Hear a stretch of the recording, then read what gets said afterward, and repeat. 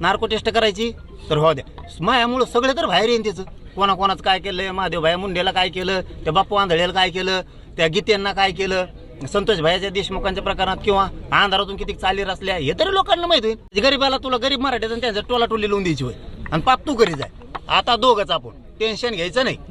वांजरी नको, मराठी नको, दलित नको, मुस्लिम नको, बहुजन नको, कुणीच नको.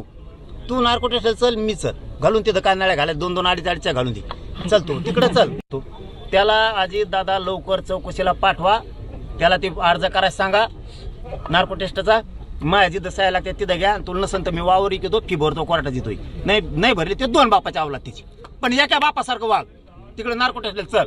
धनंजय मुंडेंनी स्वतः हे 2-4 आरोपी आणि त्यांनी मिळून त्या रेस्ट हाऊसला हे सगळं शिजलेलं आहे. हे सत्य आहे आणि हे उघड पडणार. आता फक्त अजितदादांनी सांभाळून राहावा. अजितदादांनी खोडा घालू नाही. अजितदादांनी विनाकारण आता बळ द्यायचं कमी करावं. खरं काढावं काय असेल ती. मी तयार आहे म्हणतो ना. मग त्याला काय, इथं मंत्री आमदार नाही असं म्हणलं ना तर मग लय गोळ होईल.